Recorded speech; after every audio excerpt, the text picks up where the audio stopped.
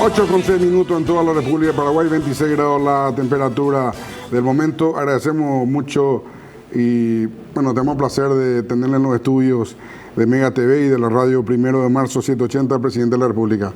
Buen día, presidente, ¿cómo estás? Muy buenos días, Germán. Un placer, un gusto estar acá contigo. Quique, muy buenos días, un placer compartir con ustedes. Bienvenido. Y con toda la audiencia de la Mega Cadena, de los medios de comunicación y por supuesto, celebrando estas nuevas inversiones que están haciendo. Así que venir a compartir con toda la familia de la Mega Cadena, alentarles a que sigan invirtiendo. La semana pasada nomás celebrábamos el Día del Periodista, que es una pieza fundamental y reemplazable del periodismo, la práctica de la comunicación, pero por supuesto esto también, el capital humano se complementa con inversión en infraestructura que finalmente permite que el ciudadano que está del otro lado de la tele o la radio pueda tener una experiencia placentera. Presidente, según todas las encuestas, las dos demandas ciudadanas más importantes son trabajo y seguridad. Sabemos de tu enorme esfuerzo para generar trabajo en nuestro país, que no es otra cosa que generar inversión. Sí.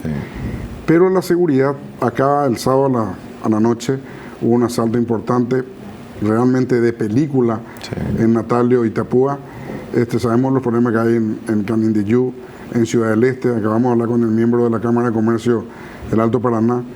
En seguridad, yo sé que ustedes van a sumar 5.000 efectivos, presidente. Hay principios o teorías de seguridad que dice que no es cantidad de efectivo lo que hace la diferencia, sino otros elementos.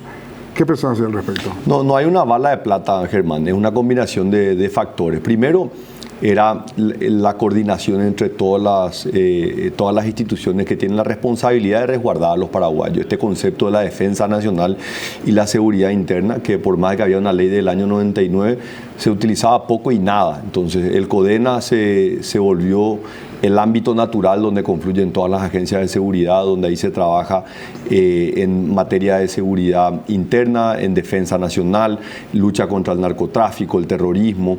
Fue lo que nos permitió llevar adelante operativos como Ignis, Dacobo, Veneratio el 18 de diciembre, y es donde estamos discutiendo cómo vamos a equipar a las fuerzas de seguridad y ahí obviamente el componente humano hemos triplicado, hemos cumplido una promesa de campaña que era triplicar la dotación del grupo Lince, hemos invertido ya en nuevas, esto ya está funcionando, y el aumento de la dotación de policía, que si vos te pones a pensar, se formaban 850, se jubilaban cerca de 750, en realidad sumaban 100 oficiales al año, totalmente insuficiente. Entonces dijimos, esto necesita una terapia de choque, vamos a inyectar y vamos a formar 5.000 nuevos policías en los próximos años, o sea, esto va a ir sumando para que podamos llegar a una dotación. Y vamos a invertir cerca de $100 millones en equipamiento. Entonces es la combinación de estos elementos que creo es lo que nos va a ayudar a enfrentar estos grandes flagelos.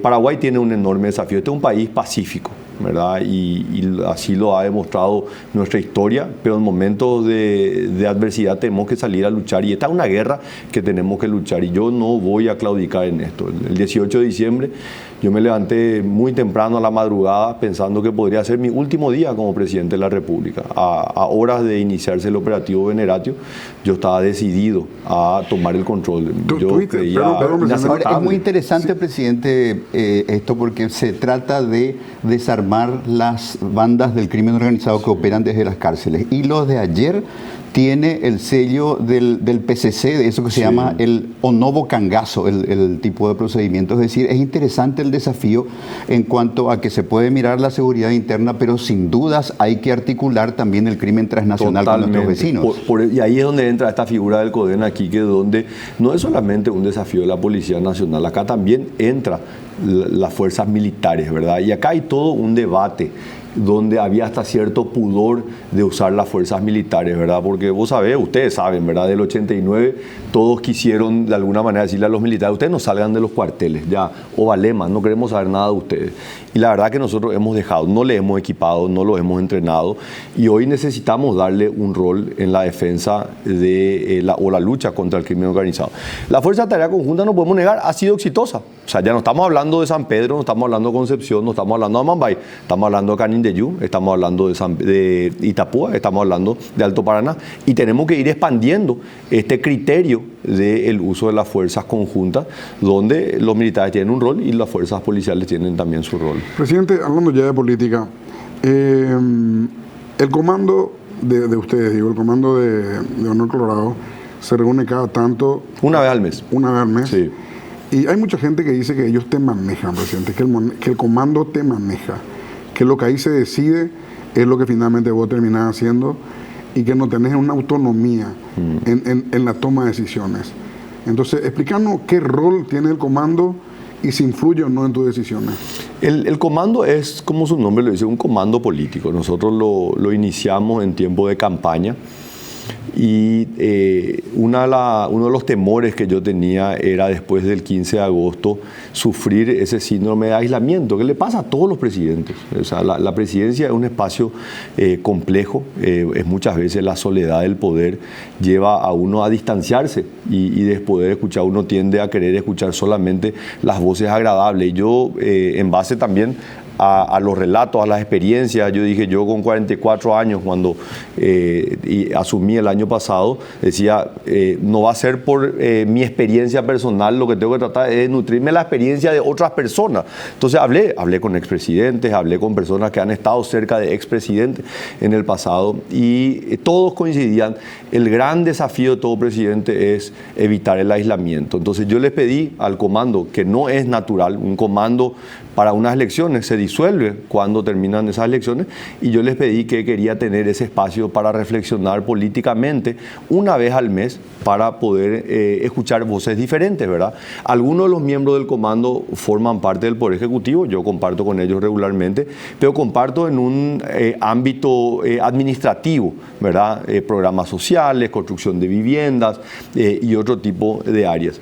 Otros miembros están en el campo legislativo, son presidentes de la Cámara de Diputados, presidente de la Cámara de Senadores, hablo regularmente con ellos, pero sobre las agendas que le impactan en el Ejecutivo, en el Legislativo. Y después hay otros actores que no están en el día a día del Poder Ejecutivo, que para mí es importante también poder escuchar la voz de ellos. El senador Juan Carlos Galaverna, el presidente del partido, que es algo hasta natural que un presidente de la República pueda hablar regularmente con el presidente de su partido, el cual ganó las elecciones. Entonces, pero ciertamente yo soy consciente de que nosotros tenemos siempre esta fascinación en el Paraguay de quién es el hombre fuerte, quién es finalmente el que toma las decisiones. Y la realidad es que en el ámbito del Poder Ejecutivo el presidente es el que toma las decisiones. O sea, yo tomo en promedio 10 decisiones, pero que son muy importantes todos los días, ¿verdad? Y no están puestas a plebiscito en cada momento para ver qué decreto voy a sacar o qué cambio voy a hacer. No, yo estoy haciendo cambios constantemente y tomando decisiones.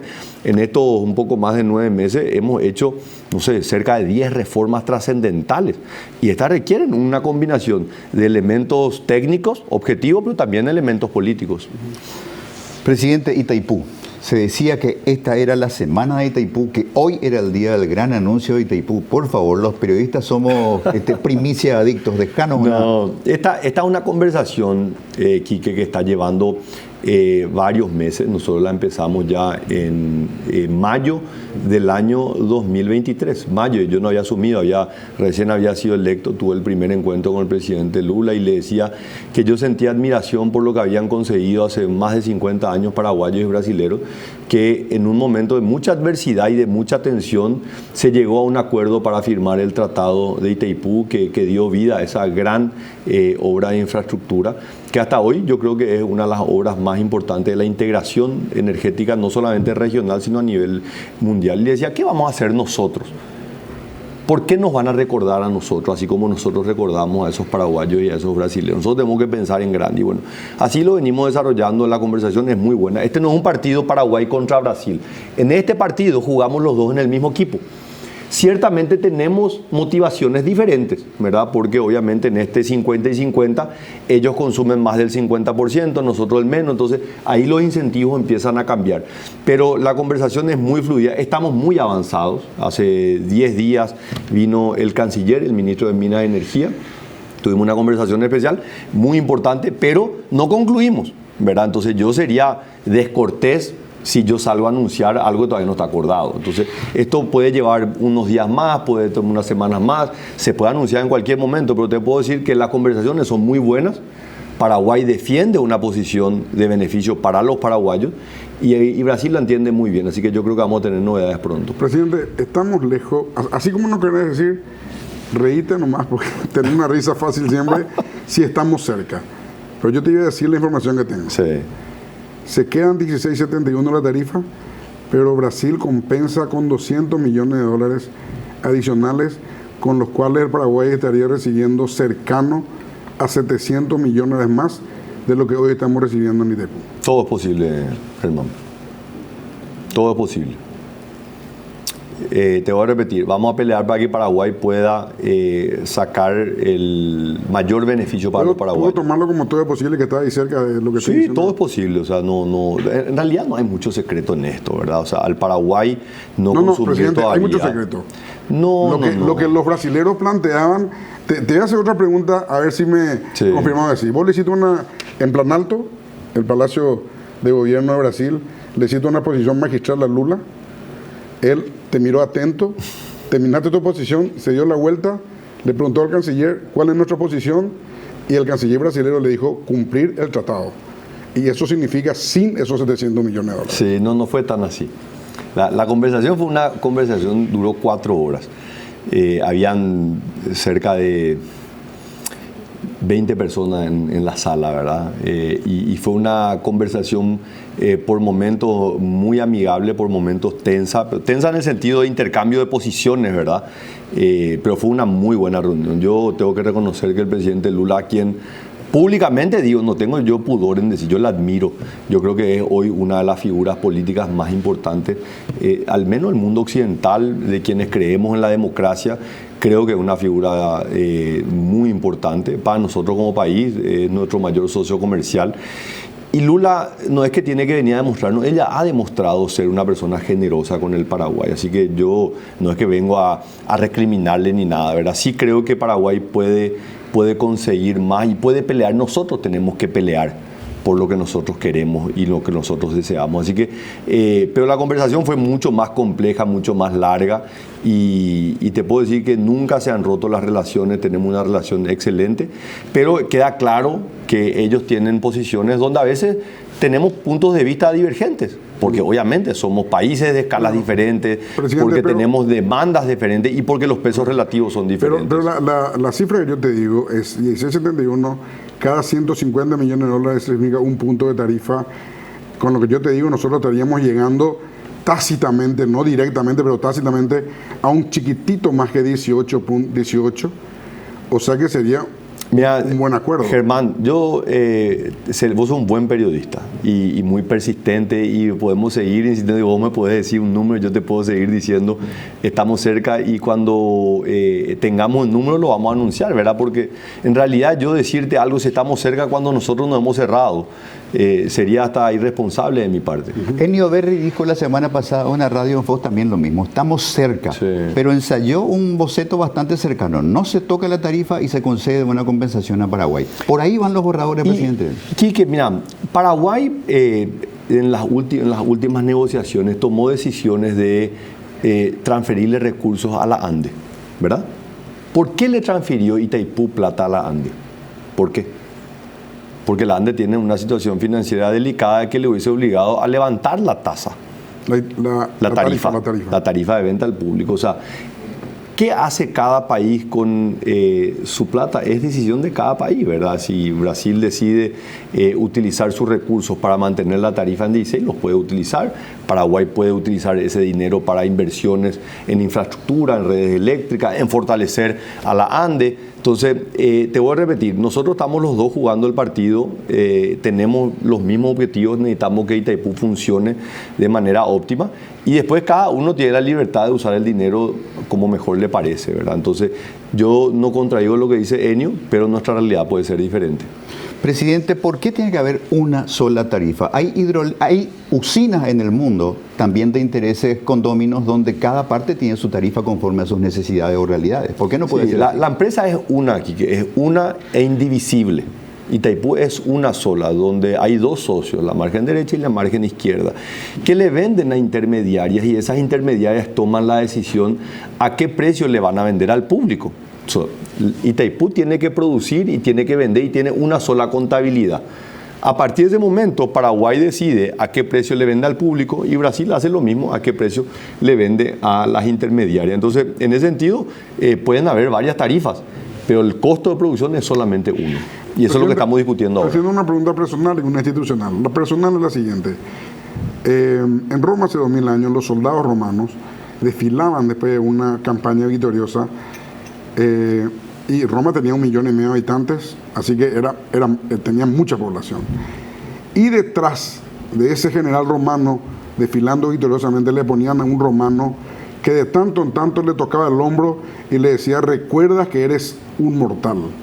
Eso era para bajarle los humos de lo que significaba siendo aclamado por todo el pueblo de Roma. Sí. Vos, presidente, ¿en qué cambió el aspecto personal de ver la vida? ¿Qué sentís diferente, si es que sentís algo diferente, después de tener toda la parafernalia del poder? Y si alguien te dice memento mori. No sé, yo no sé si hay en estos tiempos, ¿verdad?, de la comunicación y estos tiempos que vivimos, alguien puede decir tengo todo el poder, al menos no en quienes creemos en la democracia, ¿verdad? Entonces, uno simplemente tiene que levantarse a la mañana y mirar los diarios y uno se da cuenta que no todo es color de rosa y un camino allanado, ¿verdad? Cada desafío, más allá de que nosotros en estos 9 meses hemos podido aprobar todas las leyes, hemos tenido un andamiento bastante interesante. A mí me entusiasma, no estoy contento, no estoy satisfecho, pero me entusiasma lo que podemos hacer dentro de esta configuración política. ¿Qué es lo que más valoro? Y yo es lo mismo que he valorado a lo largo de mi vida adulta, ¿verdad?, que es la familia, ¿verdad? Yo me aferro a eso es lo que me permite tener una coraza emocional, ¿verdad? Y en esto yo tengo la ventaja que yo ya no...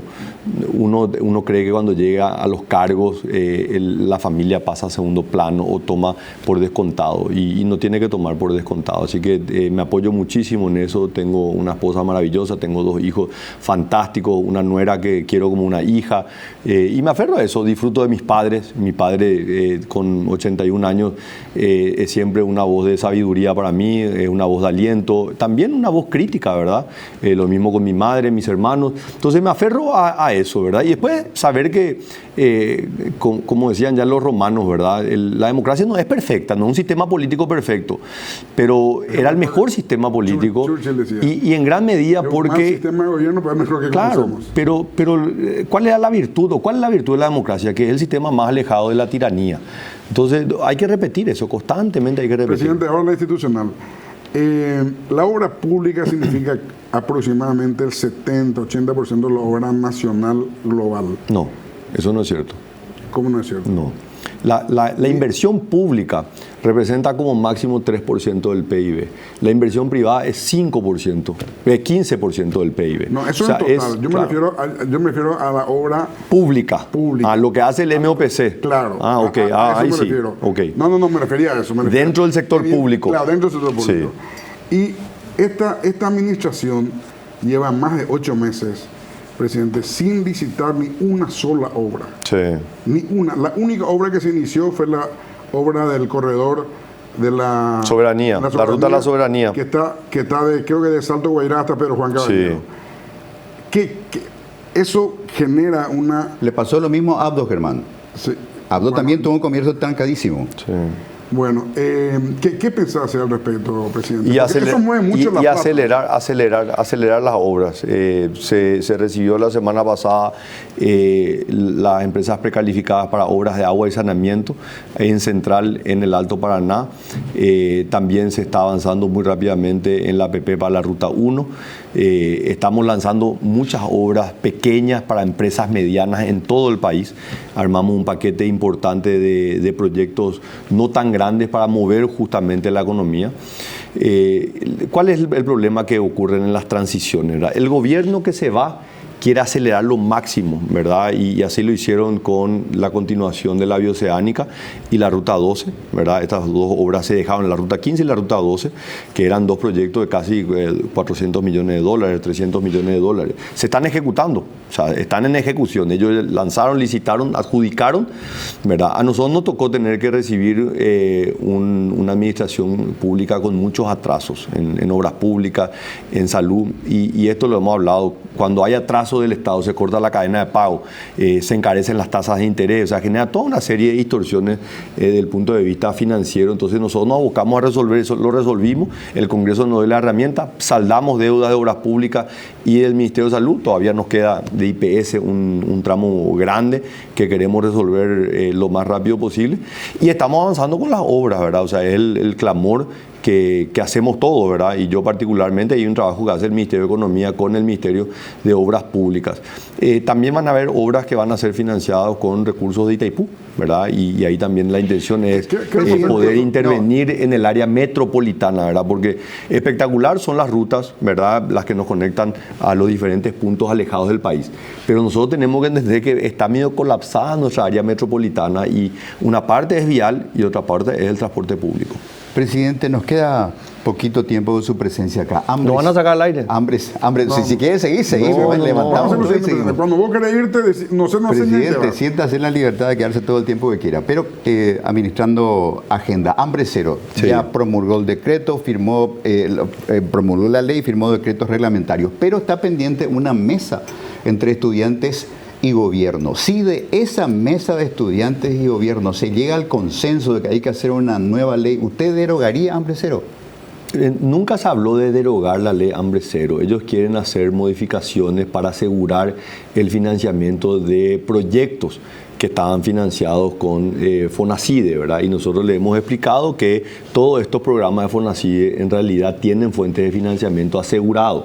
Lo mismo hemos hecho con el CONACYT. La semana pasada estuve en reunión con el presidente del CONACYT, el doctor Barán, con el doctor Cubilla, ¿verdad? Que ellos de alguna manera están recibiendo también las preocupaciones de la comunidad científica. Programas como Becal están financiados. Entonces, en ese sentido, nosotros no rehusamos al diálogo, nosotros estamos abiertos, hemos dado todas las explicaciones técnicas.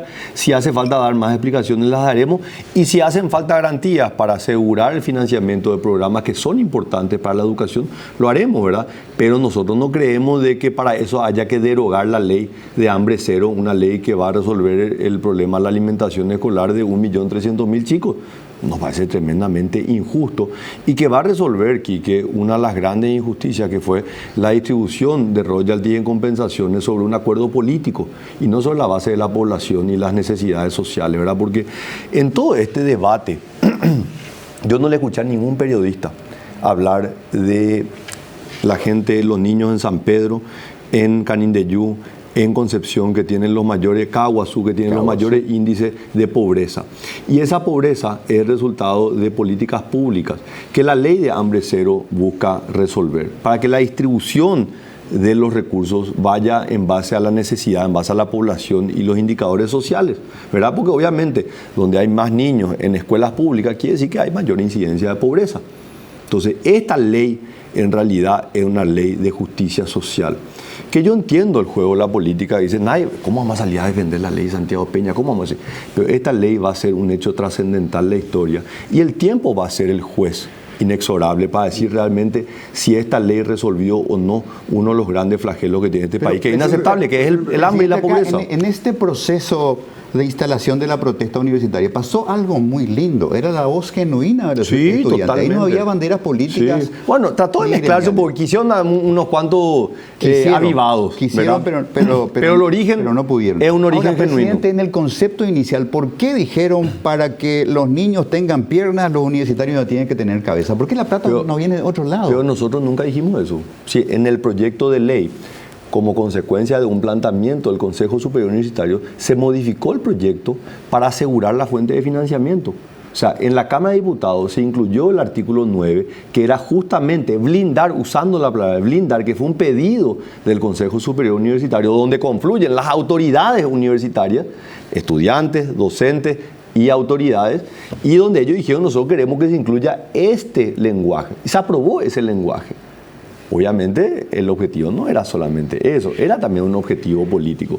Pero nosotros no podemos salir a desconocer los reclamos. El déficit este año va a ser de 1.600 millones de dólares aproximadamente, 4% del PIB. No, yo creo que mucho menos. Bueno, yo creo que el objetivo del ministro... Con este incremento de la recaudación probablemente sea menos. Pero ya de entrada te diría, porque nosotros tenemos un plan de convergencia que nos va a llevar al 1,5%, y creo, si mal no recuerdo, este año no íbamos a llegar al 1,5%, pero creo que este año íbamos a llegar al 2,5%. Bueno, y toda esa plata que van a recibir los estudiantes va a engrosar ese 2,5% para el año que viene. No, porque eso ya estaba dentro del financiamiento.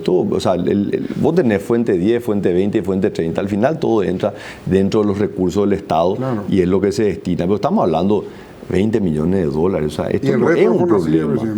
Y el resto de FONACIDE ya está asegurado. Por ejemplo, la ley de trasplante otorga ciertos recursos al trasplante. Y va a entrar dentro de lo que es la fuente 10, que tiene que ser la fuente genuina de los recursos del Estado. El FONACIDE fue siempre un programa transitorio.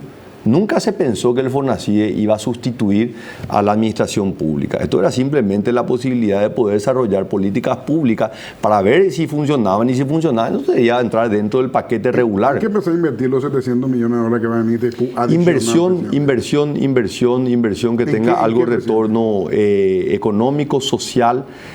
Ahí estamos hablando temas de salud pública, hospitales, estamos hablando de la posibilidad de intervención en materia vial, ¿verdad? O sea, en todo lo que es el área metropolitana, para descongestionar el tráfico, y por supuesto todo lo que nosotros veamos, obviamente se tiene que confirmar cuánto es el número, pero la intención es hacer una fuerte apuesta a la inversión que tenga un alto retorno social. ¿Va a invertir en Asunción, entonces, en el área metropolitana? En el área metropolitana es más amplio que Asunción, ¿verdad? Central de Asunción hoy es un área que está prácticamente colapsada desde el punto de vista vial. Porque siempre no se invertía porque había una disparidad o una tirantez entre el intendente y el presidente de la República. Hoy creo que no existe eso.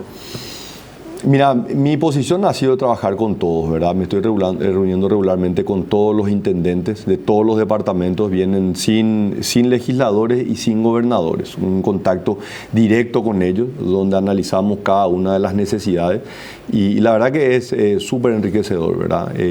Obviamente salud y infraestructura vial es siempre el requerimiento número uno de cada uno de los intendentes, y después también la generación de empleo. Así que nosotros vamos a seguir en esa línea, y probablemente a algunos no les gustará, pero yo creo que es una línea que le va a dar muchos resultados al Paraguay. Presidente Peña, estamos a un peldaño del grado de inversión. La razón puede ser policausal, pero este viejo diablo del periodismo te dice que ese peldaño faltante es inseguridad jurídica. No sé si coincidís conmigo. En todo caso, ¿cuál es tu evaluación, presidente? No, yo creo que no. Yo creo que vamos a hacer grado de inversión. Y nosotros ahí vamos a tener que tener cuidado, Quique, porque el día que amanezcamos con grado de inversión, ni vos ni yo vamos a tener que decir se acabó la inseguridad jurídica, ¿verdad? Eso es algo que es como la salud, uno la tiene que cuidar, la tiene que mejorar día a día. Si nosotros mejoramos cualitativamente la cantidad y la calidad de administradores de justicia, jueces, fiscales, funcionarios administrativos, y probablemente dentro de 10 años, con una justicia mucho mejor que la que tenemos hoy, vamos a tener nuevos desafíos. Eso mismo ocurre en la carrera del desarrollo.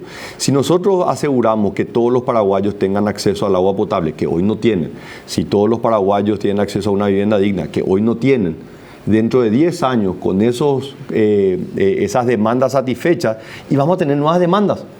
Y la carrera del desarrollo no conoce de fin. Correcto. Entonces, esta es una carrera que nosotros vamos avanzando y vamos progresando. El Paraguay de hoy es mucho mejor que el que teníamos en el 89, pero es inaceptable con lo que el Paraguay y los paraguayos podemos hacer. Entonces, lo que nosotros tenemos es tratar de ganarle al tiempo, correr más rápido de lo que venimos corriendo. Pero nuestros desafíos no van a terminar, ¿verdad? Y lo que nosotros tenemos que cuidar es, ¿verdad? Porque la democracia está en crisis en el mundo, ¿verdad? La polarización, la posverdad, el populismo le está haciendo mucho daño a naciones mucho más prósperas que nosotros, y nosotros tenemos que mirar esto como una lección. Presidente, cuando hablamos justamente de lo que decía aquí, que el acceso al grado de inversión, que va a significar una avalancha de dinero en nuestro país. Cuidado. No es tampoco así, ¿verdad? presidente, vamos a figurar como posibilidad de inversión de los grandes capitales del mundo. Pero Germán, hoy Paraguay, que es el mayor indicador, ¿verdad? Que es el riesgo soberano, el del país, sí, ¿verdad? A partir de ahí decanta todo. Paraguay ya tiene la tasa de interés de países que son grados de inversión. Que es un factor. O sea, el mercado dice, a mí no me importa qué dicen las 3 calificadoras de riesgo. Para mí, inversor, Paraguay ya es grado de inversión. Con este sistema judicial, con este poder ejecutivo, con este gobierno. Denos un ejemplo concreto, presidente. ¿Qué empresa vino bajo esos parámetros? Espera un poco. La tasa de interés, estamos hablando de temas objetivos. La tasa de interés de Paraguay que paga por la deuda pública que se emite en los mercados internacionales en moneda extranjera y en moneda nacional es la tasa de interés de países que ya son grado de inversión. Ahora, sí, eso no significa que todas las empresas en el Paraguay son grados de inversión. Ahí donde van a ir la bonanza, presidente. Ahí seremos. Pero van a venir, hoy solamente pero van a venir a invertir en las empresas que tengan calificación de riesgo internacional, claro, que emitan en los mercados internacionales, ¿verdad? Y ahí empezás a ver, y son 3, 4 empresas. Son algunos bancos, algún frigorífico, y deja de contar.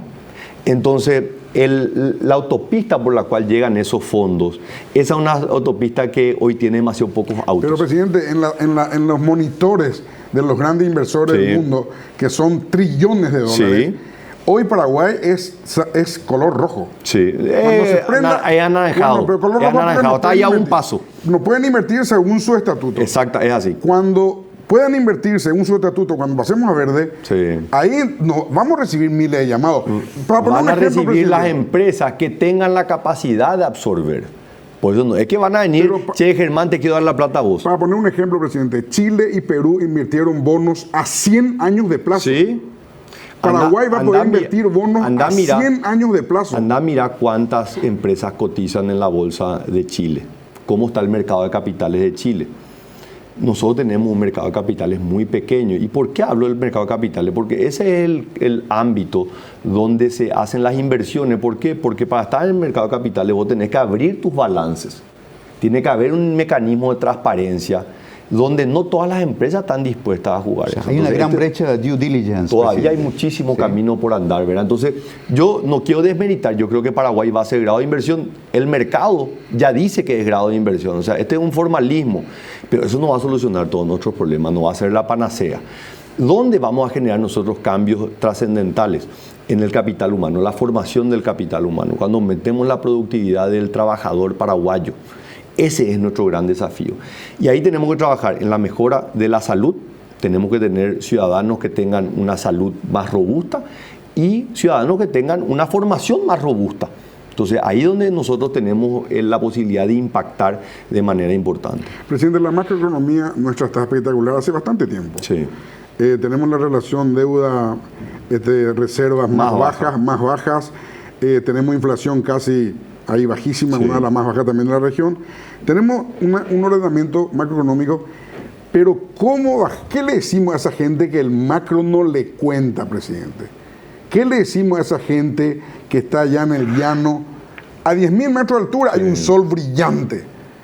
Y en el llano, presidente, hay como un fango ahí. Sí. Hay un 20-30% del pueblo paraguayo. Una clase vulnerable demasiado grande. O sea, en realidad, los paraguayos en general, excepto un porcentaje mínimo que tienen lo que se denomina una seguridad económica, los paraguayos tienen una inseguridad económica. O sea, una enfermedad de un familiar te lleva a la quiebra, ¿verdad? Por eso que resolver estos problemas de salud pública, de educación que permita generar mayores ingresos y, por supuesto, la atracción de inversiones, ¿verdad? La atracción de inversión de los locales, ¿verdad? Porque nosotros, si queremos que alguien invierta, primero tiene que invertir el paraguayo, el empresario paraguayo. Lo que estamos viendo hoy acá, un empresario paraguayo que invierte en un negocio. Eso es un estado de ánimo, eso es confianza, eso es tener realmente optimismo sobre el ritmo de la economía paraguaya. Y después empezar a traer también empresarios afuera. Entonces yo no tengo ninguna duda. Si miramos desde Canadá hasta Tierra del Fuego, el país más abierto, o sea, que más comercio hace, es México, por su vinculación con Estados Unidos. El segundo país, después de México, que más comercio hace como porcentaje de su PIB es Paraguay. Ese es un gran logro de Paraguay. pero no es suficiente. Tenemos que hacer más, tenemos que traer más empresas, tiene que haber más inversión. ¿Para qué? Para que podamos cumplir mi anhelo, que es generar 500.000 empleos. Si generamos 500.000 empleos, esto va a cambiar la situación de muchísimas familias en el Paraguay. O sea, me encantaría decir, quiero generar 2 millones de empleos. Sería un poco ostentoso de mi parte. 500.000, podemos generar 500.000 empleos. Presidente, Nicolás Maquiavelo decía en El Príncipe, su obra cumbre, de que el poder, o sea, el príncipe en ese momento, él le escribió al príncipe de Florencia eso, de los Medici, él decía que si el príncipe no tiene contrario, tiene que crear un contrario. El cartismo tiene copado el jurado de enjuiciamiento magistrado, el consejo de la magistratura, o sea, la puerta de entrada, la puerta de salida de los jueces.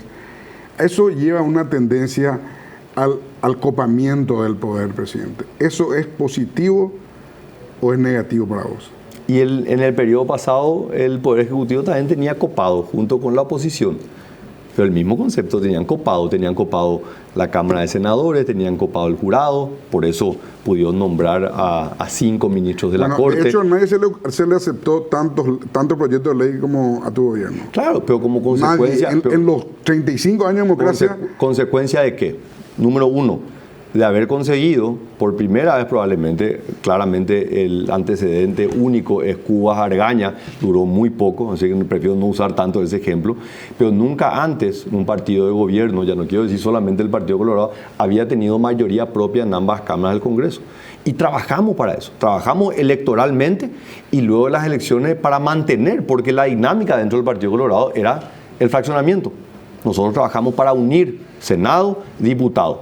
Esa es una parte. Y la otra tiene que proponer. Y hemos propuesto desde el día 1. Una de las reformas más exitosas que hoy estamos disfrutando, la presentamos antes del 1 de julio.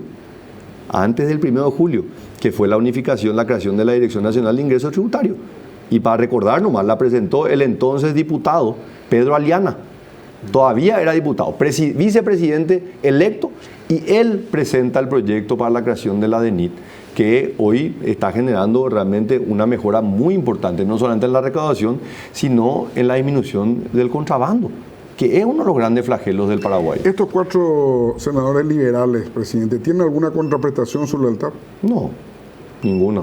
O sea, son parte de acuerdos que se llevan adelante dentro del ámbito legislativo, ¿verdad? Y anteriormente habían otros más, ¿verdad? Y nosotros a lo largo de estos meses hemos contado con el apoyo no solamente de 4 senadores liberales, hemos también contado con el apoyo de senadores y diputados de otros partidos políticos. O sea, te recuerdo que Raúl Latorre fue reelecto presidente con el 95% de los votos en la Cámara de Diputados. Presidente, muchos observadores, algunos de ellos muy serios, hablan de la bicefalía, de que este es un gobierno bicéfalo. Gente respetable que lo dice desde el punto de vista de su análisis distinto. ¿Qué le contestás a eso?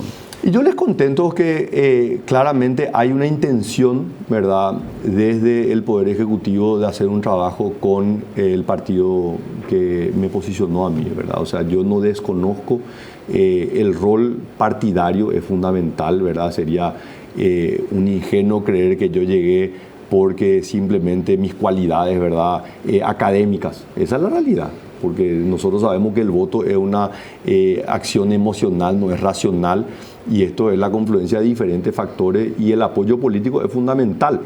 La ausencia de apoyo político, sí hemos visto las consecuencias tremendas. Entonces, desde el 15 de agosto yo he dejado muy en claro de que yo deseo trabajar con el partido que me dio la posibilidad de llegar, ¿verdad? Y lo he hecho abiertamente y no tengo absolutamente ninguna razón para no hacerlo de esa manera, ¿verdad? El señor Cartes, presidente del Partido Colorado, me dio la posibilidad de ser ministro de Hacienda. Después ya dependió de mí hacer una gestión, ¿verdad? Que obviamente estoy seguro que hay mucha gente que tiene cuestionamientos sobre mi gestión como ministro de Hacienda, pero ya fue responsabilidad enteramente mía. Las decisiones fueron mis decisiones, ¿verdad?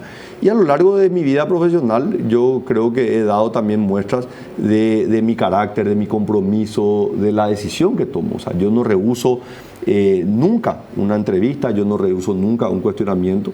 Y es parte de mi fortaleza, Quique. Es parte de mi fortaleza alguien que conoce la administración pública, que se formó en materia de política pública, ¿verdad? Pero entender esto como una pata Y desconocer la otra pata política partidaria es simplemente no entender cómo funciona la política. Presidente, Entonces no me molesta en lo más mínimo. En lo más mínimo no me molesta. Cuando Cartes hace reuniones ministeriales que parece que es el presidente de la República, ¿no te molesta? ¿Qué reunión ministerial hace? Convoca ministros, tanto en la Junta de Gobierno como... ¿A qué ministro le convocó? No tengo el dato preciso de pero qué raro, porque dijiste convoca a varios como si fuese algo regular y no te puedo acordar de uno. Pero o sea, en mi gabinete hay muchos actores políticos de peso que son compañeros que han trabajado conmigo, que yo les pedí que dejen cargos legislativos. Te puedo mencionar Enrique Riera, te puedo mencionar Carlos Jiménez, te puedo mencionar a Juan Carlos Baruja, no actores políticos, exgobernadores, exlegisladores, legisladores electos, pero que hoy forman parte. Entonces es hasta natural que haya una comunicación fluida con los estamentos partidarios y no hay que tener pudor. Ahora, esas reuniones llevan a tomar malas decisiones en el ámbito del Ejecutivo. Esa es mi responsabilidad.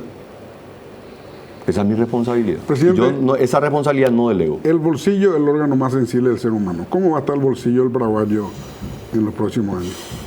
El bolsillo va a mejorar. A ver, ¿cuánto va a mejorar para que digamos hemos resuelto los problemas? Yo creo que eso va a llevar más tiempo. No hay que mentirle a la gente, ¿verdad? Pero vamos a cuidar el bolsillo no aumentando el precio del combustible, a no ser que haya una escalada internacional. Me reuní hace unos días, tenemos asegurado que el precio del diésel hasta junio está asegurado. Hemos bajado en 4 veces, 4 oportunidades, bajamos el precio del combustible desde el 15 de agosto. Obviamente un descontento tremendo de los emblemas, se imaginarán, pero le benefició a los usuarios. ¿Eso no es populismo, presidente? No, eso es sentido común, Quique. Si vos tenés una empresa intermediaria que compra y vende y el precio internacional bajó, vos tenés que permitirle que esa mejora se traslade, lo mismo que en el precio del gas. Entonces, lastimosamente, estos son mercados poco competitivos, ¿verdad? Tienen barreras de entrada altas, no cualquiera puede abrir un emblema. Entonces, el rol del Estado es fundamental, por eso yo reivindico las empresas del sector público que tienen que cumplir un rol. Presidente, una cosa yo creo que va regulador y otra cosa el Estado competidor de sus propios regulados, presidente. Yo creo en ambos, el Estado regulador y el Estado competidor. Y te voy a dar el ejemplo, el Banco Nacional de Fomento. Vos tenés 17 bancos. Pero el Banco Nacional de Fomento va a lugares donde otros bancos no van a ir porque no es económicamente rentable. Pero el Estado no busca solamente la rentabilidad económica, también busca la rentabilidad social. Muchos lugares, y te digo esto porque yo escribí sobre el proceso de transformación del BNF hace 20 años, ¿verdad? Y el BNF en el año 2002 tenía una red de 52 sucursales en lugares donde no había ni una sucursal. Hoy están todos los bancos. Pero probablemente no se hubiesen desarrollado negocios si primero no iba al sector público. Lo mismo pasa con la Agencia Financiera de Desarrollo. Hoy ciertamente hay crédito a largo plazo, pero 20 años atrás o 15 años atrás, cuando nació la AFD, no había crédito a largo plazo. Entonces el rol del Estado es fundamental. Hablando sobre el combustible de vuelta, si bien es cierto, Petropar debería regular para que no haya un exceso. No regula, compite. Bueno, compite. Vamos a hablar de compite entonces. Compite con ventajas porque el lucro puede estar en discusión. En Petropar no tiene una necesidad, no rinde cuenta a los accionistas de la empresa. Pero el sector privado invirtió muchísimo. Sí. Y hay una multinacional que es la Raizen, sí, que compró una marca, un emblema Raizen nacional, sí, que estuvo contigo, presidente. Sí. Y se estuvo quejando contigo. Sí. Estuvo reclamando esto. Sí. ¿Qué le decía al sector privado? Ciertamente la empresa pública no busca el lucro económico, o sea, sus accionistas, que somos todos los paraguayos, no le estamos exigiendo que nos distribuya dividendos de utilidades.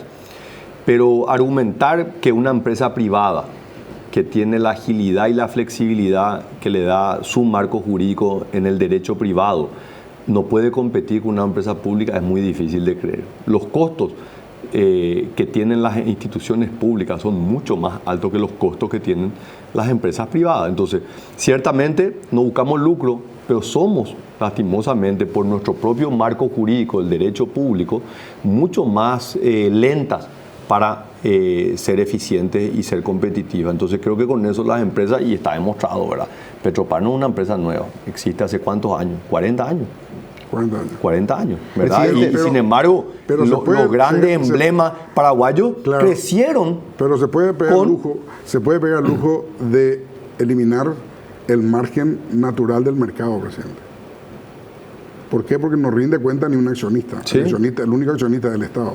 No, en realidad somos todos los paraguayos, ¿verdad? Bueno, Rinde cuenta a través de mecanismos de transparencia donde todos los paraguayos tienen acceso al balance y pueden saber si pierde dinero, si subsidia. Pero si eso qué no hizo hace. ni el gobierno del Lugo, que teóricamente era socialista, presidente. Justamente cosa? se le reclama Y la el opacidad contable a Petropar, el presidente. regular o intervenir por debajo del costo. No, eso no se hace.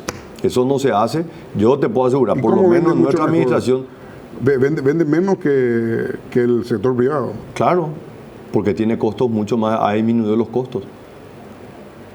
Pero, Pero, presidente, a ver. un negocio de 300 millones de dólares se disminuye impulsando a 300 empleados. Y yo te diría que sí, haciendo compras, una sumatoria de varios factores, ¿verdad? Ahora, tu argumento es, hoy las empresas, los emblemas privados están perdiendo. No. Mi argumento es de que hoy Petropar compite Sí. con las empresas por debajo de lo que significa los ejes naturales del mercado. ¿Cuál es el eje natural del mercado? Y, ¿Cuál es? O sea, ¿quién define el eje natural del mercado? Esto es competencia. La rentabilidad. No, competencia. La ¿A cuánto rentabilidad, compras y a cuánto vendés? 10-15%. No, pero ¿y quién te dice a cuánto compran? ¿Vos cómo sabes? ¿Vos sabes la Pero los estructura? proveedores- Pero los- vos sabés la estructura. Pero los costo y proveedores price. son los mismos, presidente. No, no son los mismos. Dos o tres proveedores tiene Paraguay. Pero no son los mismos. ¿De No son cuál- los quién- mismos compradores. cuántos ¿verdad? proveedores tiene O sea, el Paraguay? comprador de donde compra Petropar no es el mismo donde compra los Claro, otros. pero son dos o tres. Y la cotización es la misma. Sí. No hay milagro en eso, Sí. presidente. No hay puede vender mucho Pero más yo no barato. entiendo tu punto. Yo lo que quiero es que entender es si vos decís que los otros emblemas hoy pierden por la intervención de Petropar. Yo no sé si pierden o no. Pero ¿verdad? está diciendo eso. Pero lo que sí sé, en Next, por ejemplo, se quiere ir de Paraguay. Sí. Pero son decisiones que pueden tomar, ¿verdad? O Claro, sea, te vuelvo a se repetir, quieren ir porque las condiciones del mercado no le Petropar permiten. existe hace 40 años. Entonces, el argumento de que una empresa privada se quede porque tiene que haber una empresa pública ineficiente que le hace a los paraguayos pagar un combustible más caro, yo no estoy dispuesto a aceptar. Entonces, si esa es la condición, tener empresas públicas ineficientes que tengan márgenes altos para el privado, yo no quiero eso. ¿Y por qué Yo INS quiero que vengan a competir. ¿Por qué INS no va a hacer lo mismo, presidente? Y hace, ¿cómo que no hace? Funciona. Anda a ver cómo aumentó la venta de INC en estos 8 meses. No, aumentó el mercado, pero ¿por qué No venden? aumentó el mercado. El mercado no cambió. No, el mercado Aumentó las ventas. Aumentaron las ventas. pero el mercado ¿cómo se llama? De la construcción aumentó, presidente. Lo que dejó de haber es ingreso de contrabando de cemento. Eso fue lo que hubo. Claro, Que pero, es lo que le estaba perjudicando a empresas privadas y a empresas públicas. claro, pero la construcción en sí creció. Sí, está creciendo. A eso me refiero, digo. Presidente, te queremos mostrar una fotografía. A ver. A ver, mira esta fotografía, presidente. Ahí está el monitor. Día histórico. ¿Qué canal era ese, presidente, que estás viendo? Mega TV. Le agradezco muchísimo. Realmente es un placer compartir con ustedes y, Gracias, por presidente. supuesto un saludo grande a la Un placer audiencia. siempre. Decirles que celebro la práctica del periodismo, un periodismo incisivo, inquisidor. Yo realmente nunca... No somos inquisidores tampoco, No, pero presidente. es bueno. No, pero la esto, Inquisición ¿verdad? era una locura, No, bueno, presidente. bueno, A la Inquisición le cuestionador. quemaban- cuestionador, sí. Pero la Cuestionador. Santa Inquisición le quemaban Pero vivo a la realmente gente. yo reivindico eso. Yo creo que nosotros estamos viviendo, y hablo, esto no es la primera vez que digo, nosotros estamos viviendo estos 35 años de la transición con idas y venidas, con cosas positivas y con cosas negativas, ¿verdad? Yo me quedo con lo positivo. Yo creo que han habido grandes avances dentro de la sociedad, pero no tenemos que, bajo ninguna condición, quedarnos en esto. Tenemos que aspirar muchísimo más. Los paraguayos podemos muchísimo más. Este país puede pagar muchísimo más. Lo más importante es que usted comunica con la gente, presidente. Hago. Y eso es lo más importante. Lucho para no quedarme la aislado. gente ¿Te te ve, sentís bien te- tratado por la prensa, presidente, o a veces nos pasamos de sal y pimienta? No, pero- Te amarra, te pega. Pero, a ver, en lo personal, yo te soy sincero, a mí no me trabaja ya, creo que es un poco una combinación de mi carácter y también con el tiempo uno va desarrollando cierta resistencia, ¿verdad? Pero sí de repente para la familia, como yo siempre le decía, es ese núcleo más importante y la familia, obviamente en mi caso, que ni mi señora ni mis hijos están en la actividad política, le es un poco más difícil de comprender, ¿verdad? Pero bueno, el costo que tenemos que absorber todos y por lo menos yo trato de que esto valga la pena, que realmente para ellos y más que nada se sientan orgullosos de lo que estoy haciendo, lo que estamos haciendo. ¿No te va a agarrar nunca la enfermedad de URIS, presidente? Y mira, hasta ahora no me agarró y lucho constantemente, un poco parte de entender que la historia es recurrente, ¿verdad? Y el ser humano es exactamente el mismo hace miles de años. Entonces, nosotros, el conocimiento de la historia ayuda muchas veces a prepararse a esto donde el ser humano a veces tiende a flaquear. ¿Quién es la estadística al quien le querés imitar, presidente? Yo me quiero parecer a Churchill, por ejemplo. ¿A quién te querés parecer? No sé. ¿Al perro Humberto Rubín? Yo me quiero parecer, estadista. yo me quiero parecer a Carlos Antonio López. Tú sabes que Carlos es una figura que despierta un interés enorme en mí. Yo creo que Carlos fue una persona que marcó una época y por eso lo recordamos, ¿verdad? Entonces, a mí me gustaría emularle a... ¿Y a nivel internacional, presidente? No sé, ¿verdad? ¿Thomas Jefferson te interesa? Te soy honesto, no miro. Yo creo que nosotros los paraguayos tenemos bastantes héroes y personas que han hecho a lo largo de la historia enormes actos de coraje, ¿verdad? Por supuesto, destaco la hidalguía de Francisco Solano López. No quisiera terminar como él, ¿verdad? Pero creo que abundan los casos, ¿verdad? Y en el día a día nosotros encontramos, ¿verdad? Así que capaz que tenemos que nosotros construir nuestra figura para que hablen en otros países y otros políticos digan, pucha, ¿cómo quiero ser como tal o cual político paraguayo? Ojalá podamos nosotros ser referencia a nivel mundial. En guaraní sería aquí que hoy como digo política, todo interno, no hay porio café, no hay afuera. ¿Aprendiste ya, presidente? No, igual. Bueno, porque aprendiste ya llegaste, ¿verdad? O sea, un placer compartir presidente, con ustedes. gracias. Muchísimas gracias. Gracias por visitar la radio, gracias por visitar el canal, muchas gracias.